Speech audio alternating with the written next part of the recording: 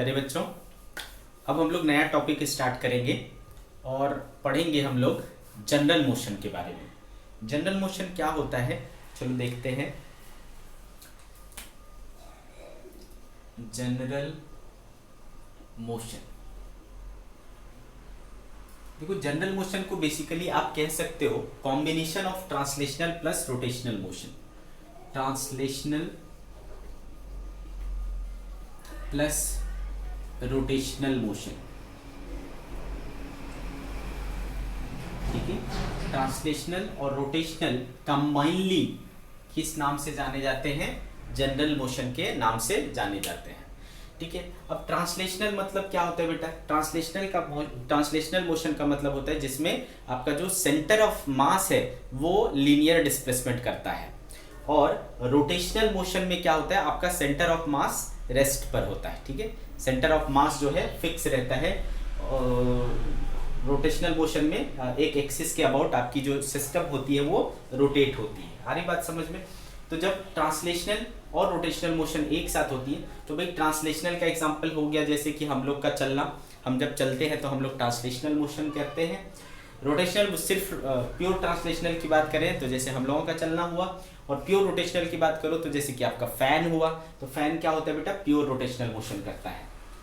But in दोनों के combination को अगर आपको देखना हो तो आप देख लो अपने साइकिल को। साइकिल जब आप चलाते हो बेटा तो उसकी जो व्हील होती है वो अपने एक्सल के ऊपर भी घूमता है, प्लस वो आगे भी बढ़ता है, ठीक है। तो वहां पर ट्रांसलेशनल भी हो रहा है और रोटेशनल भी हो रहा है। तो ऐसे मोशन को ही हम लोग क्या कहते हैं? जनरल मोशन कहते हैं। तो इतनी बात समझ में आ गई कि ट्रांसलेशनल मोशन और रोटेशनल मोशन क्या होता है। देखो अगर मैं इसको डायग्रामेटिकली आपको समझाना चाहूँ तो ट्रांसलेशनल मोशन का क्या मतलब होता है, तो मान लो एक ऐसा बॉडी हो जिसमें एक पॉइंट ए है, एक पॉइंट बी है, एक पॉइंट सी है, एक पॉइंट डी है, ठीक है। तो अगर ये ट्रांसलेशनल मोशन करेगा ना तो इसके हर एक पार्टिकल जो है वो क्या होंगे? इस तरफ आगे बढ़ेंगे, ठीक है। हर एक पार्टिकल क्या होंगे? आगे बढ़ेंगे इस तरफ। किस स्पीड से? एक लीनियर वेलोसिटी v से। अगर इसके वेलोसिटी कॉमन वेलोसिटी क्या है? v है, तो उस कॉमन वेलोसिटी के साथ ये आगे बढ़ेंगे, ठीक है। सबके सब लीनियर डिस्प्लेसमेंट करेंगे, और सबका अगर ये रिजिड बॉडी है, रिजिड बॉडी है, तो हर एक पार्टिकल का जो वेलोसिटी है वो velocity of centre of mass के बराबर होगा। ये है बेटा ट्रांसलेशनल मोशन। लेकिन अगर रोटेशनल मोशन की बात करें हैं, ये हुआ pure translational motion,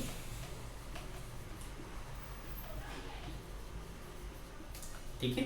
pure rotation की बात करें तो फॉर एग्जांपल ये एक बॉडी है, यहाँ पर एक एक्सिस होगी और इस एक्सिस के अबाउट ये जो बॉडी है वो क्या होगा? घूमेगा। तो इसके जो भी पार्टिकल है वो भी क्या होंगे? इसमें घूमेंगे, ठीक है। This is pure rotational motion, pure rotational motion, ठीक है। तो प्योर ट्रांसलेशनल और प्योर रोटेशनल, जब हम इन दोनों चीजों को कंबाइन कर देते हैं, इन दोनों को मिला करके देखेंगे तो ये जो मोशन है वो क्या कहलाएगा बेटा? Rotational motion, sorry general motion कहलाएगा। आगे बात समझ में? General motion,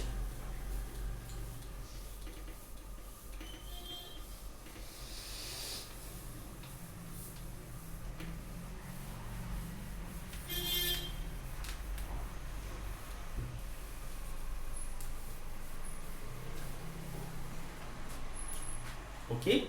Now see, velocity of different particle in general motion। General motion के केस में सभी पार्टिकल का वेलोसिटी क्या होगा? तो जैसे कि एक व्हील का एग्जांपल ले लेते हैं बेटा। ये मान लो प्लेटफॉर्म है, इस प्लेटफॉर्म पर एक व्हील हमने ले लिया, ओके। तो ये जो व्हील है बेटा, चूंकि जनरल मोशन कर रहा है तो जनरल मोशन का मतलब क्या हो जाता है बेटा? Translational plus rotational. तो इसका जो सेंटर ऑफ मास होगा उसके पास एक लीनियर वेलोसिटी होगा, सपोज v, और ये रोटेट भी हो रहा होगा। तो सपोज ये रोटेट हो रहा है विथ एंगुलर वेलोसिटी ओमेगा। तो ये रोटेशनल के कारण है और ये ट्रांसलेशनल के कारण है, दोनों चीज हो रहे हैं। आ रही बात समझ में? अब इसमें बहुत सारे पार्टिकल हैं, है ना बेटे, इसमें क्या है, बहुत सारे पार्टिकल हैं।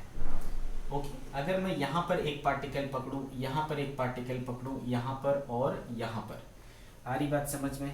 ओके, तो बेटे अगर मैं इस पार्टिकल को बोलूं ए, इसको बोलूं बी, इसको सी और इसको डी, आ रही बात समझ में?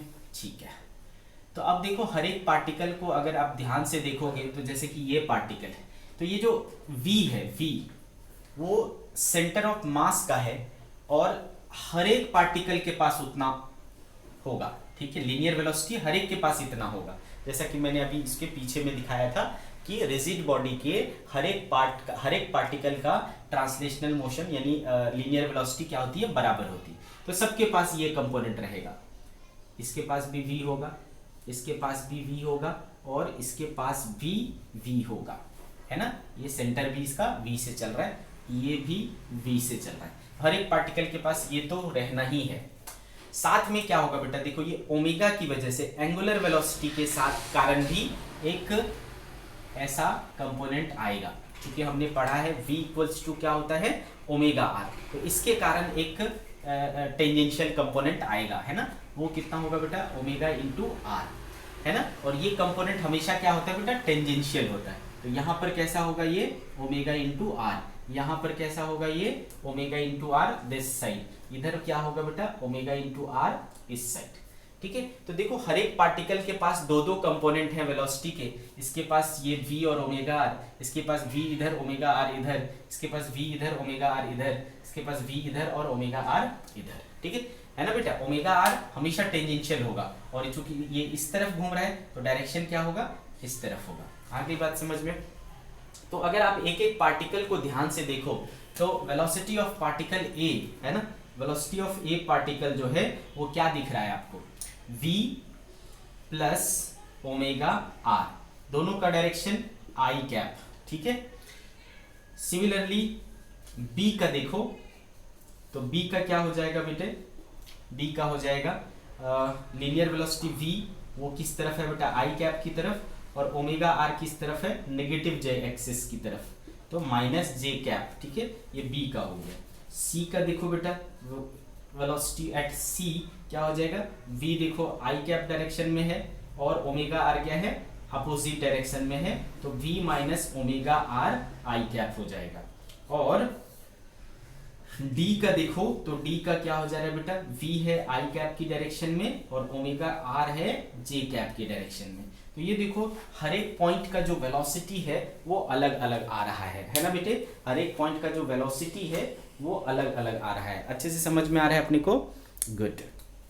अब यहाँ पर जो ये C पॉइंट है ये थोड़ा स्पेशल है, C पॉइंट जो है वो थोड़ा स्पेशल है। क्या स्पेशल है, तो आप अगर गौर से देखो तो इस व्हील का एकमात्र यही पॉइंट है जो सरफेस के कांटेक्ट में है ना। हर समय एक ही पॉइंट जो है वो सरफेस के कांटेक्ट, वो पॉइंट व्हील के लिए ये पॉइंट अलग अलग होगा लेकिन एक पॉइंट ही इसके टच में रहेगा, पॉइंट में भी अलग अलग लेकिन एक ही पॉइंट टच कर रहा है हर समय टच में जो रहेगा एक पॉइंट रहेगा।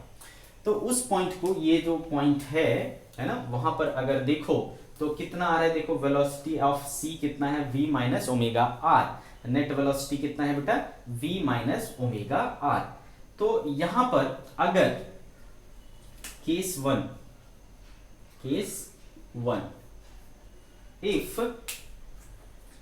इफ v मान लो ग्रेटर देन ओमेगा आर आ जाए, ठीक है, if v greater than omega R आ जाए तो बेटा क्या होगा, देखो एक नेट वेलोसिटी फॉरवर्ड डायरेक्शन में आएगा, ठीक है। If v greater than omega r, इसको कहते हैं बेटा फॉरवर्ड स्लिपिंग।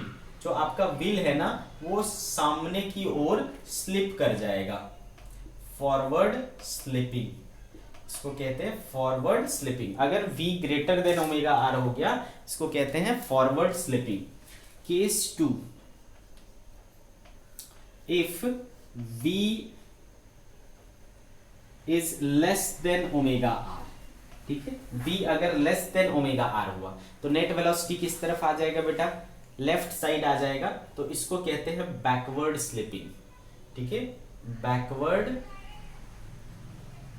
स्लिपिंग, ओके, इसको कहते हैं बैकवर्ड स्लिपिंग। और case 3, if v equal to omega r, if v equal to omega r, तो फिर क्या होगा बेटा, ये जो सिचुएशन है ये काफी इंपॉर्टेंट है और काफी स्पेशल है। इससे सिचुएशन में नो स्लिपिंग होगा, कोई स्लिपिंग नहीं होगा, नो स्लिपिंग। और जब स्लिपिंग नहीं होगा तो क्या होगा भाई, सिर्फ रोटेशन होगा, है ना, क्या होगा, रोटेट होगा। तो इसको कहते हैं प्योर रोलिंग, प्योर रोलिंग। तो बेटा ये एक प्रकार से कंडीशन बन जाता है, कंडीशन ऑफ प्योर रोलिंग या नो स्लिपिंग है, या रोलिंग विदाउट स्लिपिंग, ठीक है। इसको क्या कहते हैं, प्योर रोलिंग विदाउट स्लिपिंग। जब आपका v जो है यानी लीनियर वेलोसिटी जो है वो ओमेगा इंटू आर के बराबर हो जाएगा, ठीक है, लीनियर वेलोसिटी जो है वो ओमेगा इंटू आर के बराबर हो जाएगा, तो वो जो है प्योर रोलिंग का कंडीशन हो जाता है विदाउट स्लिपिंग। तो आपका जो व्हील है वो मस्त ऐसा घूमते हुए आगे बढ़ता रहेगा, ठीक है, इसको कहते हैं प्योर रोलिंग विदाउट स्लिपिंग। लेकिन उसके लिए कंडीशन क्या है, v should be equal to omega r. तो जब भी आपको कहता है कि हमारा जो बॉडी है वो प्योर रोलिंग कर रहा है, तो you have to use this concept that is v equal to omega r. अच्छे से समझ में आ रहा है बच्चे, वेरी गुड, ओके। तो हमने देख लिया बेटा कि प्योर रोलिंग के लिए क्या कंडीशन है हमारा, v equal to omega r. लेकिन ये कब है बेटा, जब ये ग्राउंड है ना, विद रिस्पेक्ट टू ग्राउंड है, understood, with respect to ground है। तो ऐसे सिचुएशन में जब v और ओमेगा आर बराबर हो जाएगा बेटा, तो बताओ वेलोसिटी ऑफ पॉइंट C का जो नेट वेलोसिटी है वो क्या हो जाएगा, जीरो हो जाएगा। नेट वेलोसिटी क्या हो जाएगा, जीरो हो जाएगा। तो इसका मतलब दैट इज vc जो है ना, vc with respect to ground क्या आना चाहिए, जीरो आना चाहिए, है ना। पॉइंट C का, कॉन्टेक्ट पॉइंट का, C मतलब कॉन्टेक्ट पॉइंट का विथ रिस्पेक्ट टू ग्राउंड क्या रहना चाहिए, जीरो रहना चाहिए, ठीक है।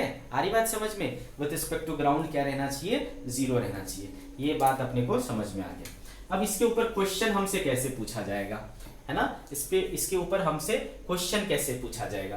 तो जैसे कि आपको बोल दिया कि क्वेश्चन देख लेते हैं इसके ऊपर, example, a wheel is performing pure rolling motion. Find velocity of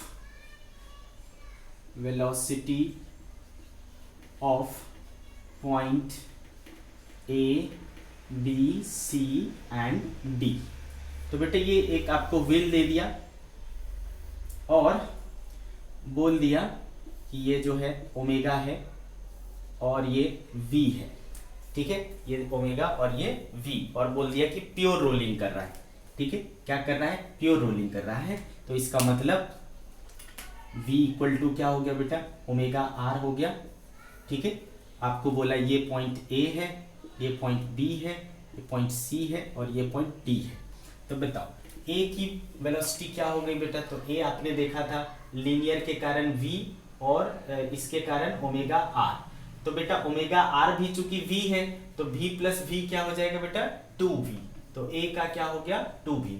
B का देखो इधर v है और इधर क्या है बेटा, ओमेगा r, और ओमेगा r भी कितना है, v। तो इनका नेट कितना हो जाएगा बेटा, इन दोनों का वेक्टर सम, तो आप देखोगे कितना आता है, √2v। तो velocity of point B is √2v। ठीक है। सी पर देखो लीनियर के कारण इधर और एंगुलर के कारण ओमेगा आर इधर, ओमेगा आर क्या है वी, तो वी और वी क्या हो जाएगा बेटा कैंसिल, जीरो हो जाएगा, तो सी का क्या हो गया जीरो। ठीक है। डी का देखो बेटा वेलोसिटी ऑफ डी है ना, लीनियर इस तरफ और एंगुलर इस तरफ, ओमेगा आर भी किसके बराबर बेटा वी के बराबर, तो वी और वी, तो इसका नेट क्या हो जाएगा इस तरफ कितना √2v, तो velocity of D is √2v। तो हर एक पॉइंट का जो वेलोसिटी होगा वो हमें पता चल रहा है यहाँ पर बहुत ही अच्छे से। अंडरस्टूड बेटे।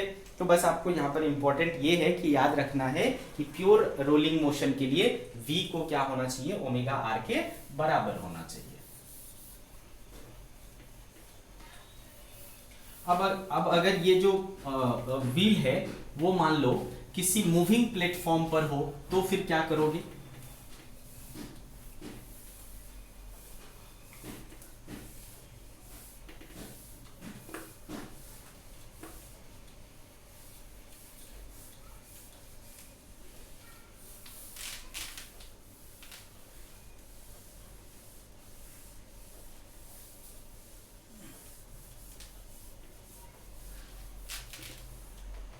ठीक है। अगर मैं केस ले लूं pure rolling motion on a moving platform,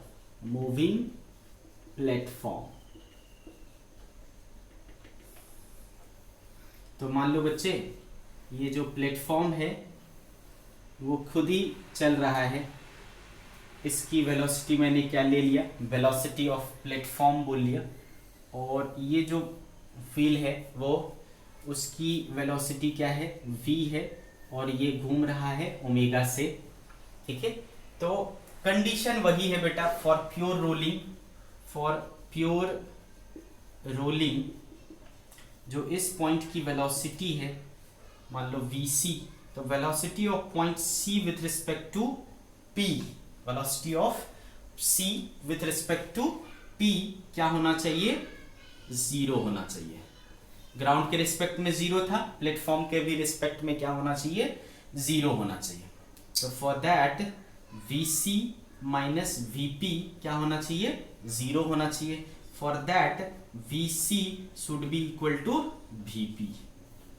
ठीक है। vc को क्या होना चाहिए, vp होना चाहिए। और vc कितना था बेटा, c पॉइंट का कितना था, v minus omega R. vc कितना था बेटा, v माइनस ओमेगा आर को क्या होना चाहिए, वेलोसिटी ऑफ प्लेटफॉर्म के बराबर होना चाहिए। ठीक है। वेलोसिटी ऑफ प्लेटफॉर्म के बराबर होना चाहिए, देन ओनली आपको क्या मिलेगा बेटा, प्योर रोलिंग मिलेगा। फॉर एग्जांपल अगर मान लो बेटा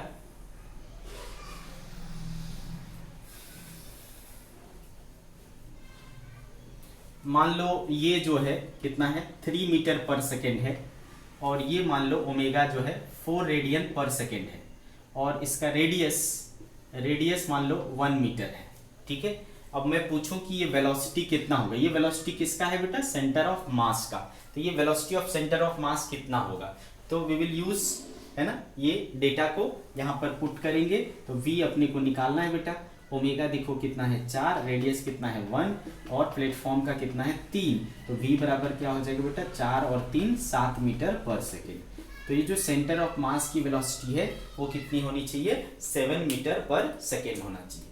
तो फॉर मूविंग प्लेटफॉर्म आपको ये कंसेप्ट यूज करना है कि जो c का वेलोसिटी है वो विथ रिस्पेक्ट टू प्लेटफॉर्म वो क्या होना चाहिए, जीरो होना चाहिए, विथ रिस्पेक्ट प्लेटफॉर्म जीरो होना चाहिए, या फिर vc जो है वो vp के बराबर होना चाहिए। अंडरस्टूड। ओके। अब ये हमने देखा कि वेलोसिटी के साथ ऐसा हो रहा है, एक्सेलरेशन के साथ क्या होगा बेटा, अगर एक्सेलरेटेड व्हील रहेगा तो क्या करेंगे,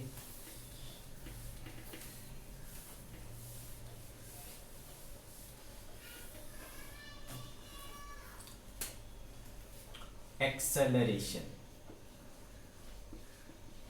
okay, acceleration of different particles in general motion। Acceleration of different particles in general motion. इसको अगर देखें, ठीक है, तो मान लो बेटे ये जो है एंगुलर एक्सेलरेशन है, इसके पास अल्फा, लीनियर एक्सेलरेशन है मान लो ए, और इस समय मान लो एंगुलर वेलोसिटी इसके पास कितना है, ओमेगा। तो बहुत सारे पार्टिकल्स हैं होंगे इसमें, तो मान लो एक पार्टिकल यहाँ पर, एक पार्टिकल यहाँ पर, एक पार्टिकल यहाँ पर और एक पार्टिकल यहाँ पर, ऐसा हमने ले लिया। तो बेटे अगर मैं इस पार्टिकल को देखूं तो लीनियर एक्सेलरेशन कितना है, ए, वो तो रहेगा ही, प्लस आपको पता है कि यहाँ पर एक टेंजेंशियल एक्सेलरेशन आएगा, और टेंजेंशियल एक्सेलरेशन कितना होता है बेटा, अल्फा इंटू आर, तो हो जाएगा अल्फा इंटू आर। साथ में क्या होता है बेटा, एक सेंट्रीपिटल एक्सेलरेशन लगता है, और वो कितना होता है, ओमेगा स्क्वायर इंटू आर। तो इसके पास इतनी सारी चीजें हैं। सिमिलरली यहाँ पर आओगे तो एक linear acceleration a, angular acceleration, tangential acceleration alpha R, ये हमेशा टेंजेंशियल लगता है, और एक सेंट्रीपिटल एक्सेलरेशन इधर लगेगा, ओमेगा स्क्वायर आर। यहाँ पर आओ, लीनियर एक्सेलरेशन इस तरफ, टेंजेंशियल एक्सेलरेशन इस तरफ अल्फा आर, और एंगुलर सेंट्रीपिटल एक्सेलरेशन अंदर की ओर, ठीक है। यहाँ पर आओ, लीनियर एक्सेलरेशन इस तरफ, टेंजेंशियल इस तरफ अल्फा आर, और